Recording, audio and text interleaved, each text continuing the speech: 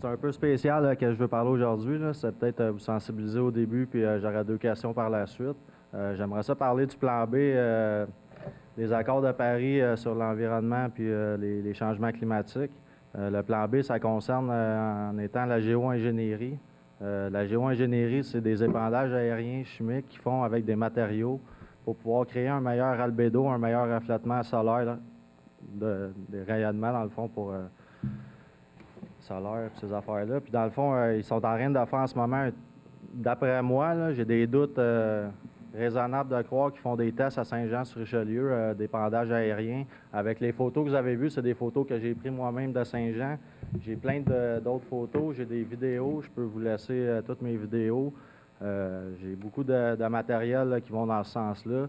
Eux, ils mettent beaucoup d'aluminium, de barium, du strontium, du thorium. Il y a la liste aussi des matériaux utilisés. Moi, personnellement, j'ai fait des tests sanguins. Je suis le double en aluminium. J'étais à 6,8 nanomol de litre de barium. Les personnes qui ont fait les tests, dans le fond, au CHUM à Sherbrooke, qui m'ont rappelé parce qu'ils pensaient que je travaillais dans une usine nucléaire ou que je travaillais dans des produits radioactifs. Puis j'ai passé mon été à que jouer au golf à Vallée-des-Forts. Puis à être sur le Mont-Saint-Grégoire, filmer des avions parce que je fais beaucoup de recherches là-dessus en ce moment. J'ai beaucoup de documentation d'avions qui font des traînées. J'ai communiqué avec l'aviation civile, j'ai communiqué avec Pratt & Whitney Canada à Saint-Jean pour avoir des informations sur les matériaux qu'ils utilisaient de gaz, de kérosène, là, puis tous les nouveaux matériaux qu'ils mettent dans le gaz justement pour la pollution. Eux, ils m'ont expliqué qu'un contrail normal, qu'est-ce qu'on voit en arrière d'un avion, une traînée normale de cristaux liquides qui appelle, c'est quand tu regardes ça, c'est à peu près 10 fois la longueur de l'avion en arrière. Puis après ça, ça disparaît. Le même phénomène l'hiver que quand on marche puis qu'il y a de la buée qui sort de notre bouche, c'est le même phénomène. Il n'y a pas une traînée qui reste pendant des milles et des milles en arrière de toi, ça disparaît. Puis ça, c'est tout à fait normal. Là, le phénomène ici, c'est de la géo-ingénierie. Le nom anglais, c'est chemtrail. On en parle beaucoup. Là, ça commence à parler beaucoup en Europe, aux États-Unis, au Canada un peu moins. J'ai communiqué avec la personne officielle qui est en train de faire sa thèse postdoctorale, qui est Miguel Tremblay, du CNRC à Montréal. J'ai communiqué un peu avec lui. J'ai communiqué avec beaucoup de monde, là, en tout cas, de tous les départements, l'Environnement Canada, l'aviation civile. J'ai communiqué, j'ai essayé de communiquer avec M. Hortel en personne et il n'a jamais voulu retourner mon appel. Il n'a jamais voulu répondre à mes emails concernant la géo-ingénierie. C'est ça. Puis là, j'ai des tests d'eau qui disent qu'il y a beaucoup d'aluminium. On a fait des tests, on a sorti le maximum, c'est 12,4 NUT d'aluminium dans l'eau.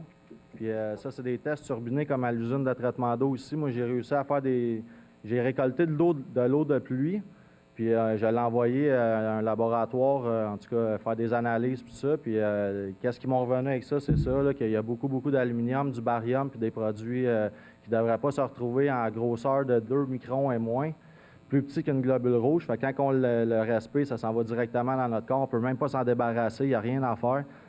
Ça fait plusieurs années, ça a l'air qu'ils ont commencé ça. Des recherches que j'ai réussi à faire, ça fait 10 ans qu'ils en fait. Moi, ça fait 2 ans personnellement que j'ai remarqué ça parce que, comme je vous dis, je joue au golf. Ça m'a comme pas scrappé ma journée de golf, mais quand j'ai commencé à midi, j'ai commencé à avoir des avions passer. C'est de même que j'ai observé ça la première fois. Puis en fin de journée, c'était un brouillard complet, mais pourtant, quand on a commencé, le ciel, il n'y avait aucun cumulus. C'était beau, un beau bleu. Puis on voyait les avions passer toute la journée. Je commençais à m'informer. J'ai fait des tests de radiation, des tests geyser.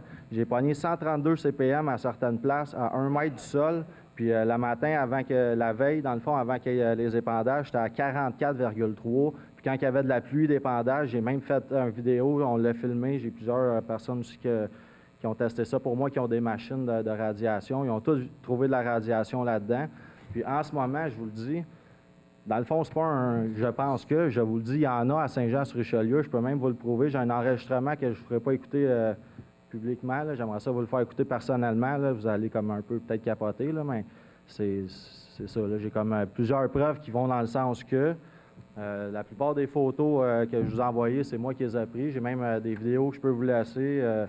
Ça ne me dérange pas de vous laisser ça. J'ai fait des tests aussi. J'ai beaucoup de rapports d'eau de pluie autres que les miens, que moi, personnellement, j'ai fait. J'ai réussi à trouver d'autres rapports qui disent les mêmes choses que qu'est-ce que j'ai trouvé. Dans le fond, je ne sais pas si vous avez déjà vu, là, un ciel qui ressemblait un petit peu à ça, là. Des traînées comme ça. Là.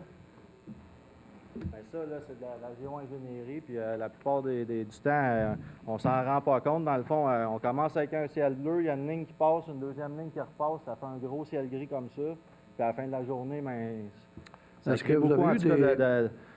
dans les tests que j'ai, pas les tests, mais dans les recherches que j'ai faites, il y a beaucoup de maladies associées à ça. J'ai cherché chaque matériau indépendant, les tests qu'ils ont faits au Canada, qu'est-ce qu'ils disaient là-dessus. L'aluminium, dans le fond, c'est incroyable, là. C'est l'Alzheimer, l'infertilité des humains et des sols.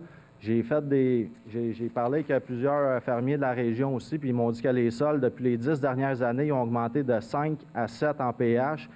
La plupart ne comprennent même pas pourquoi il y a beaucoup de métaux qui se retrouvent dans les sols comme ça, puis ils ne savent pas pourquoi, mais en réalité, c'est un peu rallié parce que là, pour, mettons, faire la suite de la géo-ingénierie, ça touche aussi les compagnies comme Monsanto, qu'eux autres, par après, ils viennent te vendre des fertilisants, ils viennent te vendre des engrais, ils disent, écoutez, ton sol, il n'y a rien qui va pousser là-dedans, il n'y a rien à faire. Mais pour vous, on a un OGM spécial qui va résister à ça. Puis depuis 2009, Monsanto, ils ont breveté des OGM qui résistent à la contamination des sols par l'aluminium puis le barium. Moi, je me demande personnellement comment ils ont fait, eux, pour savoir qu'il y avait une contamination qui s'en venait des sols, mais c'est ça. Est-ce que vous avez parlé à des gens de santé publique? Parce que ça relève... Communiquer là, avec tous les départements Et la santé imaginables. Mais est-ce que vous avez eu des rencontres avec les... Parce que ça, c'est vraiment Oui, une santé écoutez, publique. j'ai été rencontré, j'ai commencé par l'aviation civile, savoir qu'est-ce qu'il y en était. Eux, ils ne voulaient rien savoir. J'ai appelé Environnement Canada. Eux, ils ne veulent même pas prendre ma plainte parce qu'ils disent que ça n'existe pas encore. Ils disent, oui, ça existe. Il y a des gens qui étudient ça, mais ça n'existe pas physiquement encore. C'est comme si ça n'existerait pas, là. Mais pourtant, on en voit à grandeur ici. J'ai été à GRC, j'ai rencontré l'agent McKay, ici à Saint-Jean-sur-Richelieu. Je suis sorti avec sur le balcon. On a même regardé. Lui-même, il a constaté de ses yeux. Il a dit, c'est effrayant. Il dit, on s'en rend compte. C'est juste que nous aussi, même problème. Il n'y a aucun département qui existe pour porter plainte. Fait que là, je ne sais pas, à un moment donné, s'il y aurait moyen de peut-être faire une petite étude on va prendre, indépendante. Puis j'irais même jusqu'à lancer que les vagues massives d'épidémies qui se passent aux 4 ans à Saint-Jean-sur-Richelieu, parce que vu qu'on est d'une vallée, c'est une bonne région pour faire des tests de ça, parce qu'ils ont déjà eu des plaintes officielles à USDF, en tout cas aux États-Unis, comme quoi qu'il y a eu des vagues d'épandage, puis ils shootaient des bactéries pour justement faire des petits tests dans telle région là, ou lancer des épidémies dans d'autres, faire vendre des médicaments, faire vendre des vaccins. Fait que ça fait faire de l'argent aux gens alentours qui financent la géo-ingénierie. Parce qu'en réalité, là, ça vient comme ça touche un peu tous les départements. Ça fait faire de l'argent à tout le monde, dans le fond, sauf nous autres, ça nous rend malades. Là, puis là, c'est ça. Regardez, on va prendre merci de l'information que vous nous transmettez, là, parce que j'ai deux questions, mais je sais pas au niveau de la ville, si vous dites que vous n'avez pas eu de réponse des instances, en fait, ce que nous, on peut faire au niveau des instances gouvernementales, entre autres de santé publique, c'est que nous autres, de les écrire et de demander des comptes rendus de ça. Là. Je pense que c'est ce qu'on va faire. Je peux vous donner des copies de mes tests de sanguin aussi sur le barium, l'aluminium, ces choses-là. Ce que je vous suggère, c'est qu'on va commencer par le commencement. Là. Ah, okay? non, Puis merci de l'information, mais je pense que au niveau de la direction générale, d'adresser comme ville au niveau de la santé publique, puis voir qu'est-ce qu'il a donné pour avoir des réponses. Aussitôt, vous allez la remarquer, là, après ça, c'est tellement évident. J'en ai enregistré jusqu'à 26 par jour, là. Puis il n'y a aucun corridor aérien, puis c'est 26 qui faisaient des croisées dans tous les sens. Ça partait de la Colle jusqu'à Chambly, de la Prairie, tu sais, c'était tout ça. Puis c'est ça, j'aurais aimé ça vous poser comme vous faire 2 demandes, mais s'il y a possibilité de vous rencontrer à la fin, puis vous les faire personnellement. En fait, puis il va être plus efficace. Là, parce pas les que faire publiquement. Non, mais ce qu'on va faire, c'est qu'il va être beaucoup plus efficace que ça. C'est la direction générale, on va prendre la connaissance de vos documents. OK, on va vous contacter, puis on va orienter pour être capable d'assurer un suivi, mais prendre le temps de le faire. Je ne vais pas le faire à la sauvette à la fin d'une réunion, là. Mais on a toutes vos coordonnées, ces documents que vous avez laissés. Non, mais je vais vous les fournir, pas de problème. On va juste les fournir à M. Lapointe avant de quitter. Là. Okay, je vais puis, juste lui donner immédiatement. On va vous contacter, soyez-en assurés. Merci.